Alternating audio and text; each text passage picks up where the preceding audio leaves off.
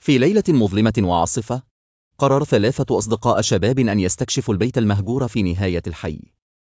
كان البيت معروفا بتاريخه المظلم وقصص الأشباح التي تحيط به.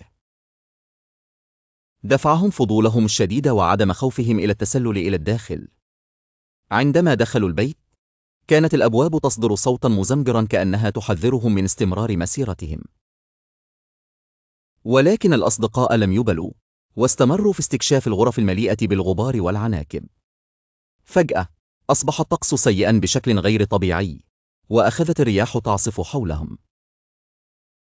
قادهم فضولهم إلى قبو مظلم، وعندما نزلوا الدرج المتهالك، شعروا ببرودة غير طبيعية في الهواء. في نهاية القبو، وجدوا غرفة صغيرة مغلقة بباب قديم ومغبر. قرر أحدهم فتح الباب، ولكن بمجرد لمسه للمقبض، انفتح الباب ببطء شديد، وأصدر صريرا يقلق القلب. كانت الغرفة خالية تماما، ولكن هناك لوحة قديمة على الحائط، تظهر صورة لامرأة بابتسامة غريبة. بينما كان الأصدقاء ينظرون إلى اللوحة، شعروا بوجود شخص ما يراقبهم من الظلال. سمعوا صوت خطوات خفيفة تقترب منهم. بدأت الأجواء تصبح أكثر رعبا.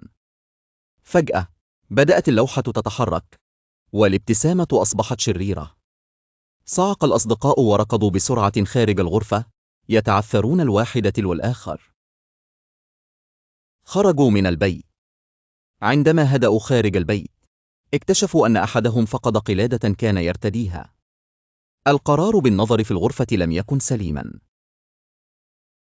أدركوا أن الظلال لا تترك من يدخل الغرفة بدون أثر.